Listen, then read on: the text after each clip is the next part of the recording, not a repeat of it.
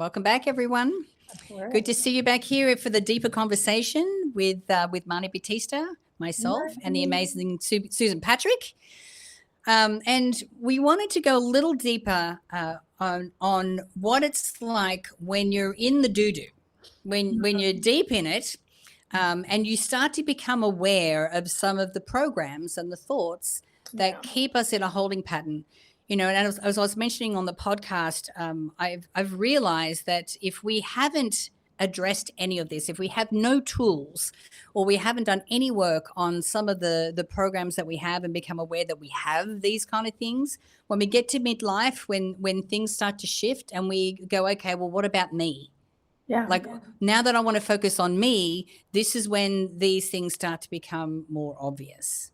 You know. Yeah. So how do we get out of that? How do we deal with that? I think the first thing to recognize is when you're in it, right? Like you can't change it if you don't realize that you're in it. So I like to call it the hijack. Right? It's like stopping you in your tracks. It hijacks all your best imagined dreams and plans and ideas. And the first thing is to not over-identify with the hijack. So instead of saying, I suck, here I go again, I'm procrastinating, I should know better. I should be somewhere else. I should. I like to just say, oh, the hijack is here. You know, like we don't need to own it. We don't need to make it ours. You could go, hi, Jack. Hi, Jack. Jack is here. Literally look at him. Hi, Jack. Is he cute? I hope he's cute. Like the new Masters of the Universe guy. So just say hi, Jack, right? Like hi, Jack is here. So that's number one. The second thing to really notice is like what happens in your body when this occurs. And so I think slowing this down into like the best slow-mo sort of thing. Like, you know, on your phone, you can create those little boomerangs. You know, so just imagine if you were doing a boomerang of your body, you know, like someone I was talking to yesterday was like, he said, when I feel the hijack coming, I'm like, he's like, how do I describe it? He's like, I'm repulsed from myself and I'm repulsed by the whole idea. And he said, I just feel like I'm like, my body is backing away. Yeah. And so he was like, wow, I never noticed that. So imagine like if you were to slow it down, what's your boomerang of your body look like? Wow. I love that. Well, and what I love about that is it's giving yourself the dignity of the experience. It's not about shoving it away again and denying that it's there or making it wrong. Or it's like, I'm going to really experience that. Because I think there's a lot of wisdom in that boomerang. That's an indicator. It's an indicator. Yeah. And it's not bad. It's literally that pattern that Natalie was talking about, that old operating system is just like knocking on the door, being like, you know, Jack, can you see me? Hi, Jack. Over here. We're over here. We don't want to change. Yeah. Turn around, leave the room. Right. And so that's all it is. It's like, oh, I'm at an edge. That's really all that it is. Right. So we can be like, oh, Jack is here. I'm noticing this sensation. And then what is the meaning that you're making? What's the story you have going on, right? Around it, right? Like if I tell somebody I want to move, or if I decide I want to retire early, or I want to leave this relationship, what's going to happen? Like what's going to happen for them? You're making up a whole story, right? And then this is like the justification. So how do you justify this is the big one for women in midlife, I think. Your needs are more important than mine. Well, for the longest time, that's how we've operated as wives and mothers. You know, we do. Women, period. Just taking care of. Oh, what do you like? You know, like the old, what do you want for dinner? I don't know. What do you want? Yeah. Like make you whatever you want. I can make it. We've been making the dinner we didn't even want. Yeah, right. Like we don't even really ask, and we talked about that in the bigger session on the podcast. But So I think slowing down and just acknowledging your justification, Yeah. because again, that little part of you is like, don't do it, don't do it. And so it gets real sneaky and it's like, do it next week. Maybe, um, and so we want to really hear with all the love in our heart the lie that we're telling ourselves because we're so good at it, and go like, God, I am really good at this. So good. A plus justifying. You are a queen, right? And then what happens? And then what happens is what I call the micro betrayal, and that is when we abandon ourselves and we betray ourselves in these little ways, and it can be like, oh wait, what happened in Summer House last night? Wink, wink, wink. Like it can be like, oh shoot, I need to make that doctor appointment again. Sneaky, be mind numbing, but can also be very smart. So, like, I really invite people to just see these as micro betrayals, right? You're abandoning yourself. Yes. And I think that concept, I'll be honest, I think that concept for women is so key because there's so much external like caring that takes place. And I think about it like with the birth of my children, and it was traumatic. Like both the births were just horrific. And I love that you're just surrounded in a world that's like, well, but you got two healthy babies, and it's like I don't have the right to have my experience. And so there's just like it takes a lot of courage, I think, in this world for a woman to really own, I'm not going to abandon myself. Yeah, absolutely. That's a learned skill. That is a learned skill. It is a learned skill. And just again, like name it what it is. I think like when we are honest about that justification, say I'm just betraying myself and my one precious life, Mary Oliver, right? Like then like what's it costing me? And write that down. And I would recommend everyone listen to this recording, go through this hijack process, and then the solution is like walk back through it and find choice points to do something different. Give yourself like 6 outs. And most people say they find the body trigger is a ideal first place to start. So does that look like you, someone the other day was saying, okay, so when I feel that repulsion, I'm going to stand tall. Yeah.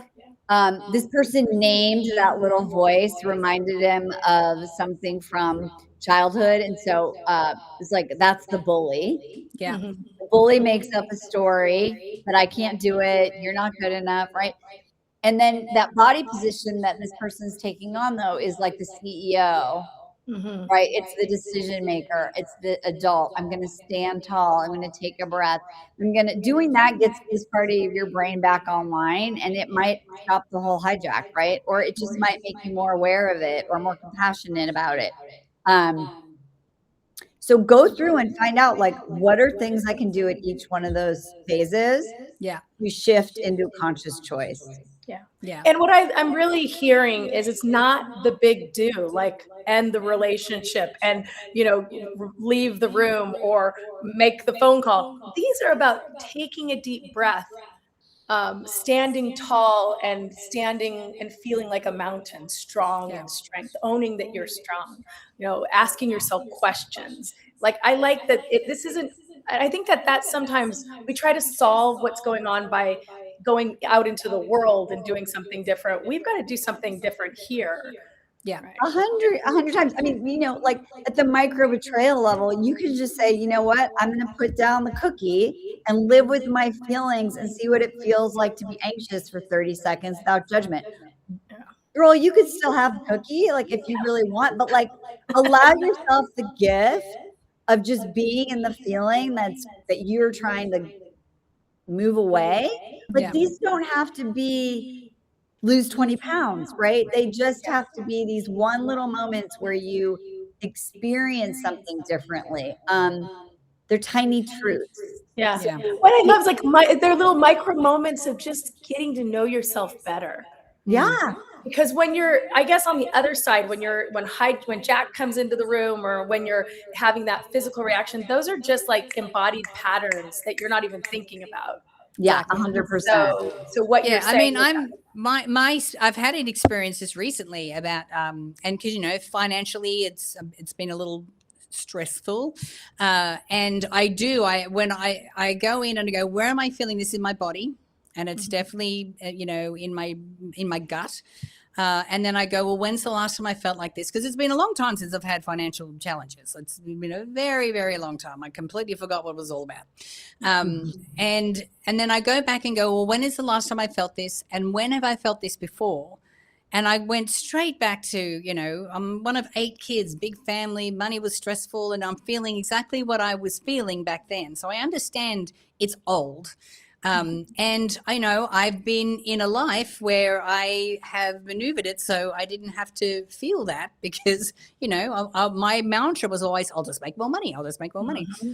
Not as easy to do it right now, and which is fine. But I also have enough evidence to know that I can do it. Like, I'm a manifestor from hell, and I've created some very successful businesses, and it's not like that won't happen again.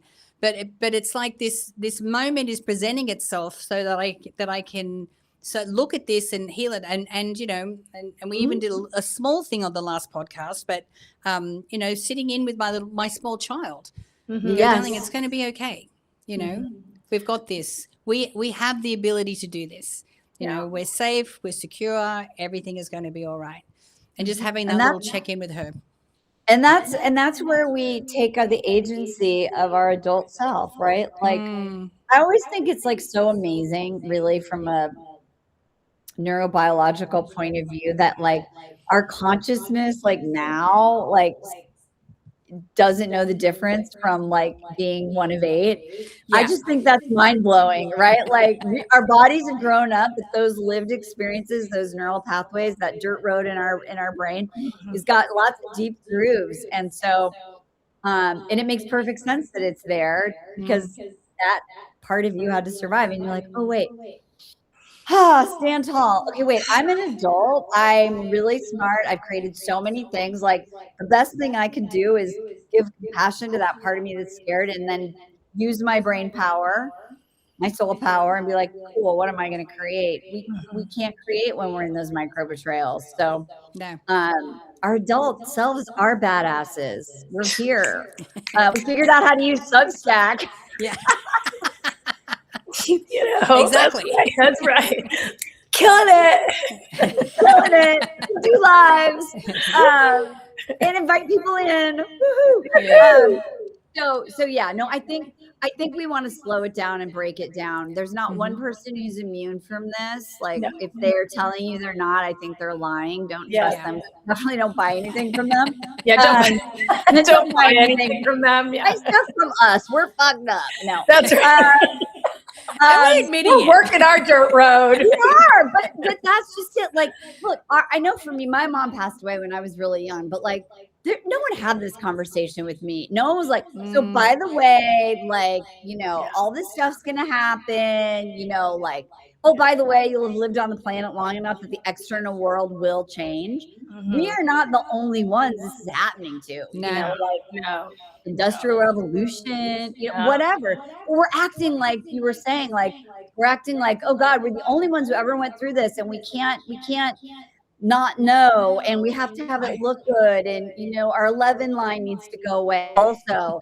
And so, like, break it down, slow down, be present. Like we're alive. We get to do this journey. So just how can we grow through it? And have fun with it, and have fun. Yes. You know what every time we've been talking about the kind of the pit, and that I keep imagining the shoulds becoming like, it's like strangling. Oh my God. God. The should strangle the life out of your life. Go dance in your kitchen while you're making your protein shake. Like joy doesn't also have to be like, a big wahoo. It can be like, damn, it's a new season. It's kind of insane how it just happens. No one told the universe to do that, and flowers grew. Like, that's wonder. That's joy. Like, how did this coffee bean get in my cup? Yeah. Thank you. Joy is little. Joy is, it is. It's the little seeds that just, Yeah. you know, my definition of joy is? My definition of joy is just open yourself. Oh, I love Just that. open yourself. And I Yes. think about like the shoulds, I think, don't want you to be open. The shoulds want you to close off to the smaller part of yourself. And I also think it's important what you mentioned in the podcast. We can't make the shoulds wrong, right? We have to Right. just know that they're a part of our patterning. And so I've loved how generous your conversation with us have been. Thank you so much for It's been so framing fun. this for me in a different, very tangible way. Like it feels like you can almost have a relationship with yourself in a different way by identifying, oh, okay, I'm shoulding myself. Yeah, You know? me and Jack Nobody wants to all day should them, long. Yeah. especially in public. Yeah. Right. Well, thanks again, Marnie. It's been such a pleasure having you with us, and thank you for all of your wisdom. It's been fun, and let's not make this the last time. Let's 100%. Yeah, let's keep substacking together. Let's do it. I'll get you guys on my live and let's we'll get live it up. stacked. Let's get stacked. I love that. All right. Well, you all have a good one. Thanks for joining the Deeper Conversation. Yeah, we'll see you next week.